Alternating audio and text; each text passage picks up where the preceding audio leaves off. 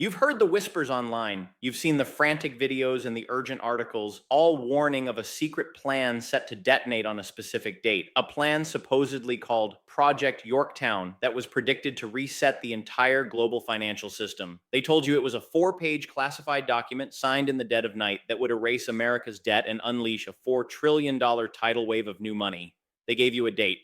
October 21st, 2025. Well, that day has come and gone. The financial apocalypse didn't happen. No magic button was pushed to erase $34 trillion of debt. But what if I told you the truth is far stranger? What if the real financial reset isn't a secret at all? While everyone was distracted by a ghost story, the groundwork for the most significant change to our financial system in 50 years has been laid right out in the open. The real reset is already happening. It's not a conspiracy theory, it's legislation. And if you don't understand what's unfolding right now in Washington, D.C., you risk being left behind in a completely new financial world. In this video, we're going to expose what Project Yorktown really was. And it's a story you need to hear about how financial narratives are built to manipulate you. Then, we'll pull back the curtain on the actual reset, a series of new cryptocurrency laws that have been moving through Congress, setting the stage for a tectonic shift in how we save, spend, and invest.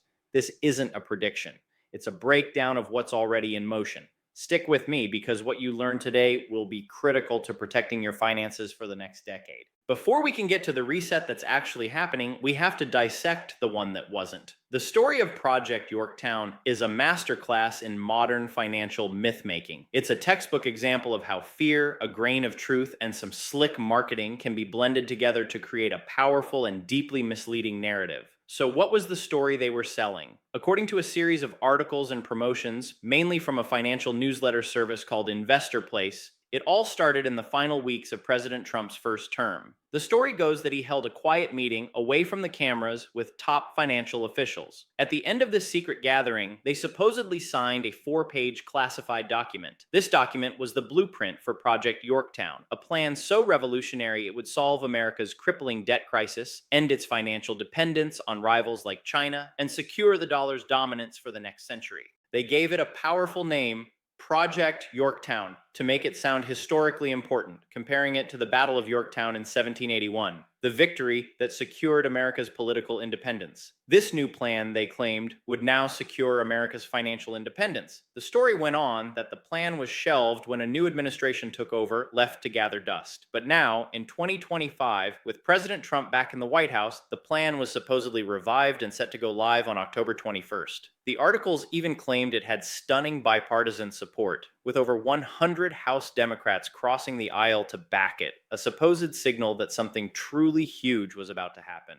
And here's the hook that drew so many people in. Activating Project Yorktown would allegedly unleash as much as $4 trillion into a very specific, overlooked corner of the market. Fortunes would be made, they promised, by those who knew where this money was headed. It was a story of patriotism, secret knowledge, and the promise of life-changing wealth. Why did this narrative work so well? Because it's built on very real anxieties. The national debt is unsustainable, standing at over $34 trillion. America's reliance on foreign creditors is a strategic vulnerability, and everyday people are feeling the pain of a system that seems rigged, where Wall Street soars while the middle class struggles. The promoters of Project Yorktown took these legitimate fears and offered a simple, dramatic solution. A secret plan, a hidden document, a single event to fix everything. It's an incredibly appealing story. It suggests that a small group of insiders controls the world, and if you can just get a peek at their playbook, you can win big. The articles were packed with urgent, tantalizing language. Phrases like a quiet meeting that no one noticed, a 4-page classified document, and a reset on par with the adoption of the gold standard, were all designed to create a sense of importance and exclusivity. They promised to reveal everything in a special Project Yorktown Summit hosted by their analyst, Luke Lango. All you had to do was sign up, and of course, once you were there, you'd get pitched on a paid newsletter subscription. See what was happening? Project Yorktown was never a government program. It was never a classified plan. It was a marketing campaign. A brilliantly executed one, but a marketing campaign nonetheless. A deep dive into government websites, congressional records, and official publications shows zero mention of any initiative called Project Yorktown. The only places that discuss it are the promotional materials from Investor Place and the ecosystem of websites that republish their content. The 4-page document is never shown. The insiders are never named. The entire narrative was built to lead you to one place, a sales page. The claim of bipartisan support was a clever distortion. They implied that Democrats backed this secret debt erasure plan. What they were likely referencing was real bipartisan support for actual legislation related to digital assets and stablecoins, the very topic we're about to get into. They took a real event and twisted it to fit their fictional story. The ultimate proof, of course, is the date itself. The promoters built their entire campaign around that October 21st deadline. That day came and went with no $4 trillion cataclysm, no magical debt jubilee, no financial revolution. The system did not reset. This is a critical lesson for every investor. In an age of information overload, compelling stories are the most powerful currency, and stories that tap into our deepest fears of being left behind, of a system collapsing, of missing out, are the most powerful of all. Project Yorktown was a ghost story told around the digital campfire to sell a product.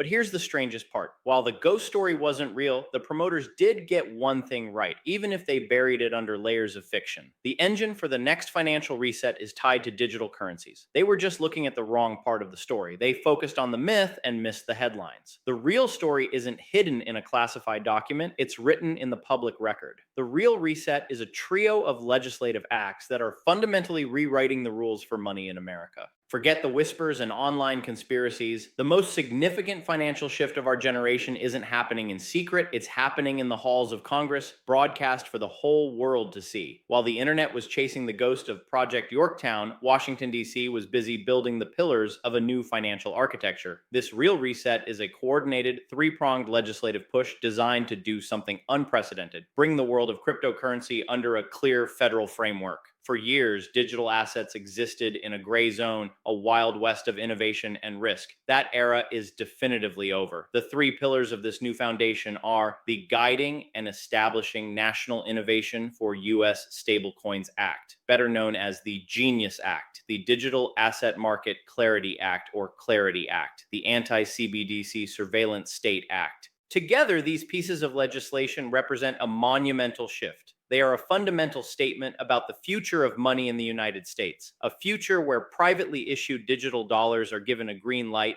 while a government-controlled digital dollar is explicitly rejected. Let's break down each one.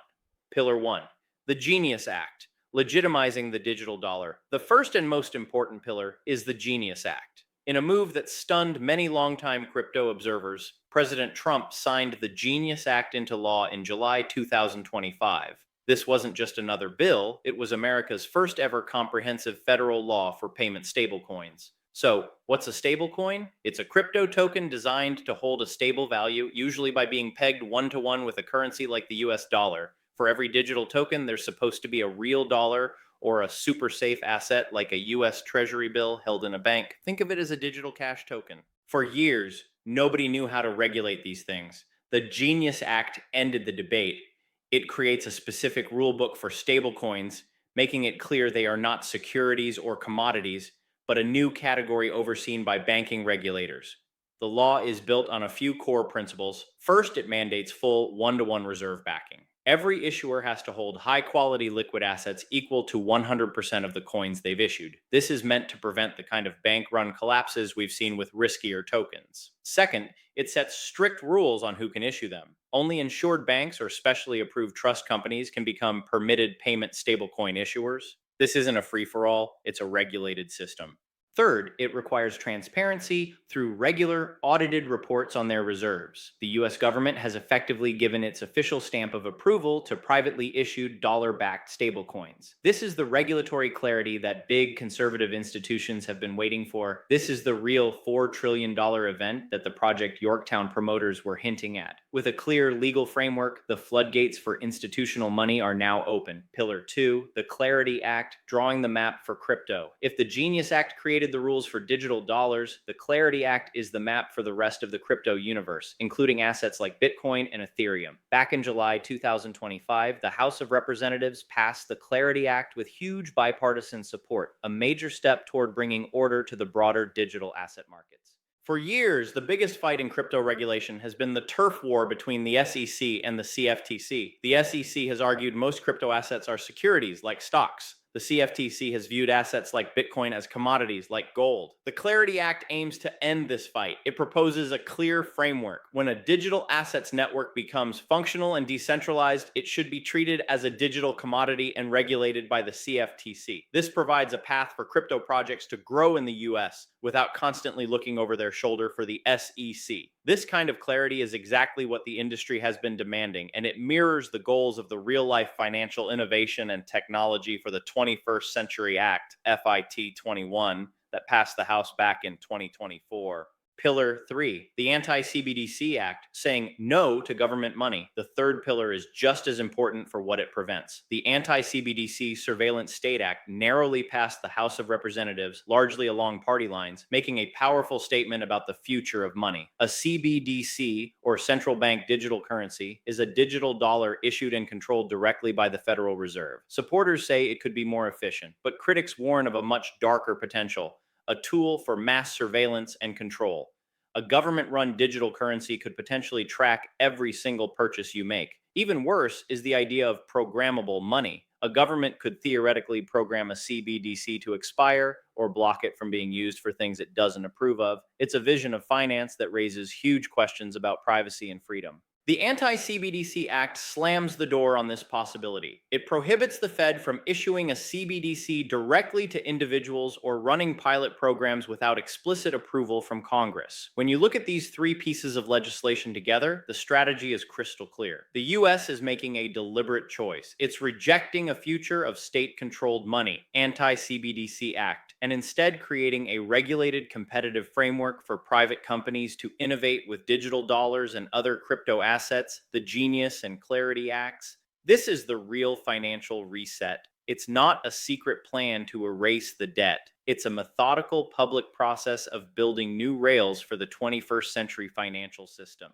If you want to stay ahead of the policies and macro shifts shaping your portfolio, make sure you subscribe and turn on notifications. And if you want to go even deeper, my free weekly newsletter is linked in the description. Every week, I break down the most important market news and how to act on it. I'm also building a macro investing class, and my newsletter subscribers will be the first to get access when it launches. These legislative moves aren't just political headlines. They are the starting pistol for a race that will redefine financial markets.